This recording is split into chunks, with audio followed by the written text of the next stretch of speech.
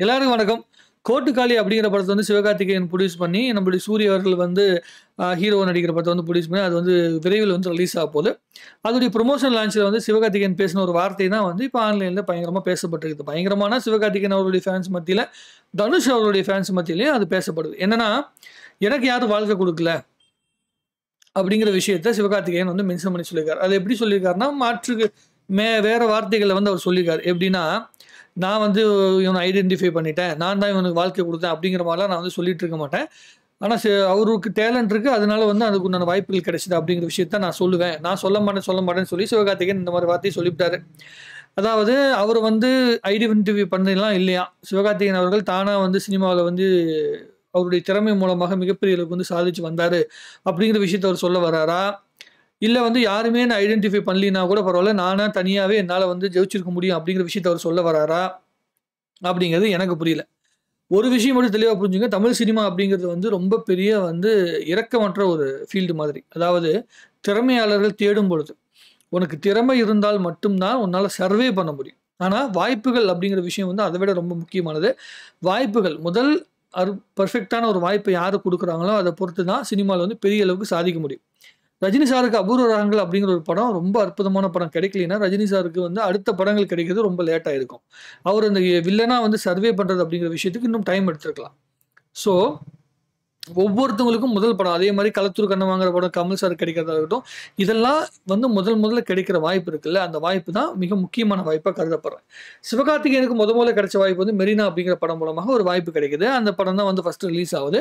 அதற்கு பிறகு வந்து பார்த்தீங்கன்னா, 3 படத்துல ஒரு கேரக்டர் வந்து நடிக்கிறாரு. அதுல வந்து ஒரு காமெடினா வந்து ஒரு படம் நடிக்கிறாரு. அதற்கு பிறகு தனுஷ் அவர்கள் என்ன பண்றாருன்னா, இவரு வந்து பார்த்தீங்கன்னா, இவருடைய அந்த கேலிபர் இதோட நிறுத்திறக்கூடாது.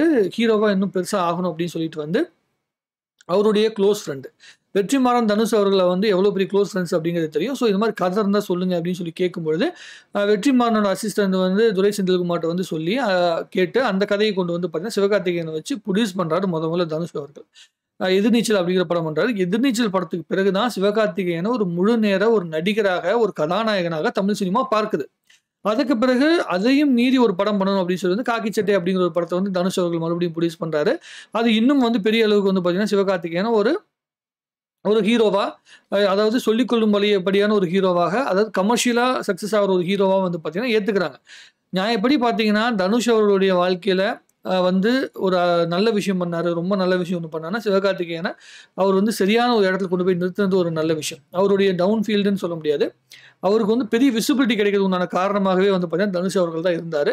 அதுக்கு பிறகு தான் கேடி பில்லா, கில்லா இறங்க அப்படி இப்படின்னு நெறைய படங்கள் வருது. சிவகார்த்திகேயன் ஒரு பெரிய இடத்துக்கு வரும். வானம்கொத்தி பறவை அதெல்லாம் வந்து தான் பெரிய ஆளா வர்றாரு.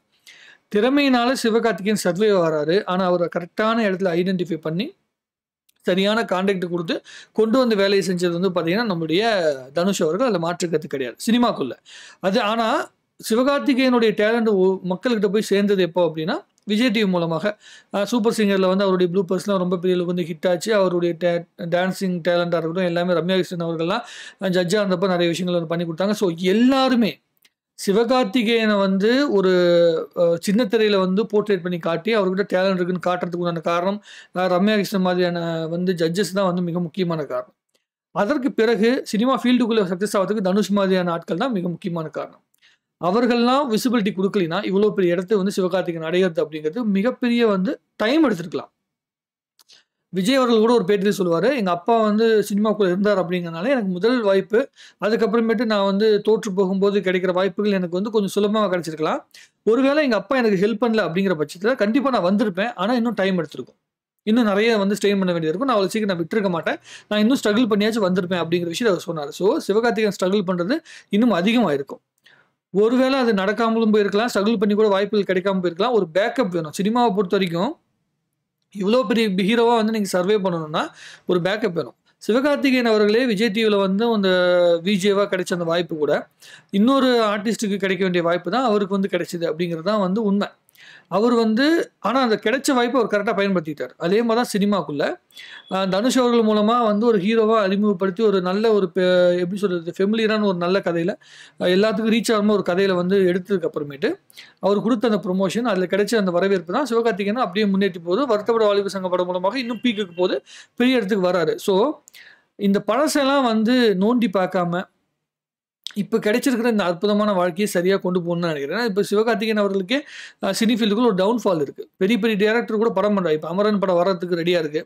அடுத்த படம் வந்து பார்த்தீங்கன்னா, ஏஆர் முருகதாஸ் சார் கூட வந்து படம் பண்றாரு. ஏஆர் முருகதாஸ் சார் வந்து ஆல்ரெடி வந்து வந்து நெறைய அவர் மேல வந்து கேள்விக்குறிகள்லாம் இருக்குது. இப்ப அவரு வந்து ப்ரூவ் பண்ண வேண்டிய இடத்துல இருக்காரு. ஸ்பைடர் படம்லாம் வந்து பண்ணி சரியா போகல. தர்பார் படம் வந்து செகண்ட் ஹால்ஃப் வந்து சரியா வந்து ஒர்க் அவுட் ஆகல அப்படிங்கிற நெறைய கேள்விக்குறி இருக்கு. சிவகார்த்திகேயன் கூட ஒர்க் பண்ற அந்த படத்த வச்சு தான் ஏஆர் முருகதாஸ் அவர்கள் வந்து அடுத்து என்ன ஸ்டேஜ் வந்து பண்ண போறாரு. அவர் வந்து மீண்டு வந்துட்டாரா? அப்படிங்கிற விஷயம் தெரியும். அதுக்கப்புறம் ஹிந்தியில வந்து சிக்கிந்தர்னு ஒரு படம் பண்றாரு. அதுல என்ன பண்ண போறாரு? அப்படிங்கிற பல கேள்விகள்லாம் நமக்கு இருக்கு. ஸோ சிவகார்த்திகேயன் அவர்களுடைய கரியரே இப்ப பயங்கரமான கேள்விக்குறியான விஷயத்துல தான் இருக்குது. அவர் எதிர்பார்க்கிற அந்த இடத்துக்கு. அவர் அதுல ஒரு சர்வைவான ஹீரோவா ஆயிட்டாரு. நல்ல ஹீரோவா இருக்காரு. பெரிய வந்து 100 கோடி கலெக்ஷன் எடுக்கிற ஹீரோவா இருக்கிறாரு. ஆனா எல்லா படங்களும் அது வரணும். எல்லா படங்களும் மினிமம் கேரண்டில நல்ல கலெக்ஷன் வரணும் அப்படின்னா, இந்த மாரி பழைய விஷயங்கள வந்து பேசக்கூடாது. தானா வந்துட்டேன். நான் வந்து ஒரு தனி மரம். பயங்கரமா எந்திரிச்சு வந்துட்டேன். நான் வந்து என்னுடைய திறமை மூலமா மட்டும் தான் வந்து நானா வந்தேன் அப்டின்லாம் வந்து சொல்லக்கூடாது சினிமா பொறுத்தவரைக்கும். அப்படி வந்தவங்க கூட அப்படி பேசுறதில்ல. புரியுதுங்களா? இப்ப ரஜினி சார் வந்து ஃபீல்டுக்குள்ள வந்து 49 வருஷம் ஆகுது. இந்த 49 வருஷத்துல ஒரு இடத்துல கூட தனக்கு வாய்ப்பு குடுத்த யார பத்தியுமே அவர் வந்து 1 செகண்ட் கூட அவர் வந்து குறைச்சு மதிப்பிட்டு பேசினது கிடையாது. கமல் சார் உட்பட. கமல் சார்லாம் 65 வருஷம் ஃபீல்டுக்குள்ள இருக்காரு. எப்படியும் 65 வருஷம் சினிமா ஃபீல்டுக்குள்ள இருக்காரு. முதல் வாய்ப்பு கிடைச்ச அந்த இடம் இருக்குல்ல, அந்த ஏவிஎம் ஸ்டுடியோ ஏவிஎம் இத பத்தி அவருக்கு வந்து வாழ்க்கை கொடுத்த பாலச்சந்தர் சார பத்தி யார பத்தியுமே எந்த இடத்துலயுமே நான் தான் மேல வந்தேன். என் திறமையினால மட்டும் தான் மேல வந்தேன்னு கமல் சார் மாதிரி சொல்ல மாட்டாரு. அவர் திறமை மேல ஒரு பெரிய கான்ஃபிடென்ட் இருக்கலாம். ஆனா நானா வந்துட்டேன் அப்படின்னு அவர் சொல்லவே மாட்டார். எல்லாரும் சேர்ந்து உழைச்சு தான் அந்த இடத்துக்கு கொண்டு வந்தாங்க. சிவகார்த்திகேயன் இப்ப தான் மீண்டு வந்துகிட்டு இருக்காரு. ஒரு நல்ல இடத்த நோக்கி நகர்ந்து போயிட்டு இருக்காரு. அதுக்குள்ள இந்த மாரி வார்த்தைகள் விட வேண்டிய அவசியம் இல்லை. அவர் வந்து மோட்டிவேட் பண்றதுக்காக சொன்னால் கூட, இந்த மாதிரியான டோன்ல சொல்ல வேண்டிய அவசியம் கிடையாது. ஏன்னா அவர் வந்து விஜேவா வந்திருக்காரு. அவர் வார்த்தைகள் சொன்னா அது எப்படி வந்து கான்ட்ரோவர்சி ஆகும், எப்படி மக்களால் பார்க்கப்படும் அப்படிங்கிற விஷயம்லாம் அவருக்கு தெரியும். அத தெரிஞ்சுக்கிட்டே ஏன் அது வந்து இது மாரிலாம் பேசினாரு அப்படிங்கிற விஷயம் எனக்கு தெரியல. அப்படி பார்த்தீங்கன்னா, சிவகார்த்திகேயன் தன் மேல வைக்கப்பட்ட எல்லா கான்ட்ரோவர்சியான விஷயங்களுக்கும் பதில் சொல்லியிருக்கணும். அதெல்லாம் எதுவுமே சொல்லல. இவருடைய திறமையை மதித்து வாய்ப்பு குடுத்த யாரோ ஒருத்தர பத்தி அவர் பேசணுங்கிற அவசியமே இல்லை. அவரு மேல வந்து தப்பான வந்து இவரு வந்து லைஃப்ல இப்படி பண்ணிட்டாரு, அப்படி பண்ணிட்டாருன்னு சொல்லி வந்து நெறைய பேர் குறை சொல்றாங்கல்ல. அதுக்கெல்லாம் அவர் வந்து பதிலே சொல்லல. அதுக்கு பதில் சொல்லாம, இவர பத்தி பாசிட்டிவா பேசின விஷயம். இப்போ குறிப்பா சொல்லணும்னு வச்சுக்கங்களேன், தனுஷ் அவர்களும், சிவகார்த்திகேயன் அவர்களும் அந்த எதிர்நீச்சல் படத்தப்போ வந்து பார்த்தீங்கன்னா, காஃபி வித் டிடில உட்காந்து பேசிட்டு இருக்கும்போது, தனுஷ் அவர்களுடைய வார்த்தை வந்து அவ்வளவு அற்புதமான வார்த்தை. எப்படின்னா, நான் ஒரு புரொடக்ஷன் கம்பெனி ஆரம்பிச்சேன். இது மாதிரி வந்து சினிமால வாய்ப்புகள் வந்து நெறைய டேலண்ட் இருந்து வாய்ப்புகள் இல்லாம இருக்கிற பல பேருக்கு வந்து வாய்ப்பு குடுக்கணும் அப்படிங்கிறதுக்காக தான் நான் வந்து புரொடக்ஷன் கம்பெனி ஆரம்பிச்சேன் அப்படின்னு தனுஷ் அவர்கள் சொல்லியிருக்காரு. அதுல எந்த தப்புமே கிடையாது. இப்ப சிவகார்த்திகேயன் வந்து எதுக்காக வந்து புரொடக்ஷன் கம்பெனி ஆரம்பிச்சிருக்காரோ, அதுக்காக தான் அவரும் ஆரம்பிச்சிருக்காரு. சிவகார்த்திகேயன் வந்து இந்த வார்த்தைய சொல்லலைன்னா அதுதான் உண்மை.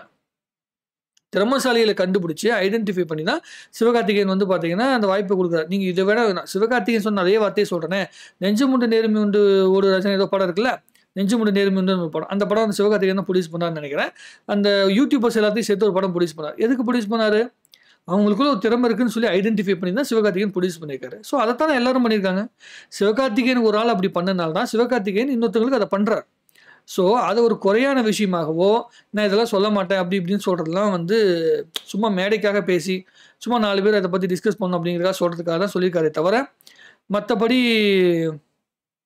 சிவகார்த்திகேயனுக்கு கிடைச்ச வாய்ப்பு அப்படிங்கிறது அவருடைய திறமையினால கிடைச்ச வாய்ப்பு தான். அவர் இப்ப அடைஞ்சிருக்க இடம் வந்து அவருடைய திறமையினால் தக்க வைக்கப்பட்ட இடம். ஆனா, அவருக்கு வந்து அவருடைய திறமைய ஐடென்டிஃபை பண்ண சரியான மனிதர்கள் இருக்காங்கல்ல, அந்த மனிதர்கள அவர் மறக்காம இருக்கணும். அப்படி மறந்துட்டு, அவங்கள ரொம்ப சாதாரணமான ஒரு ஆட்களா நெனச்சுக்கிட்டு இந்த வார்த்தைய சிவகார்த்திகேயன் அவர் பேசியிருக்க மாட்டார் அப்படின்னு நான் முழுமையா நம்புறேன். அப்படி அவரு சாதாரணமா நெனச்சுக்கிட்டு பேசியிருந்தார் அப்படின்னா, அதுவே அவருக்கு மிகப்பெரிய ஒரு பின்னடைவ வந்து சினிமாக்குள்ள சந்திக்கிறதுக்கு உண்டான காரணமா அமைஞ்சு போயிரும் அப்படிங்கிறது தான் நான் புரிஞ்சுக்கிட்ட விஷயம். உங்களுக்கு என்ன தோணுதுங்கிற விஷயத்த கமெண்ட்ல எழுதுங்க. இன்னும் நெறைய பேசுவோம். வாழ்க தமிழ்நாடு! வளர்க தமிழ் சினிமா! நன்றி! வணக்கம்.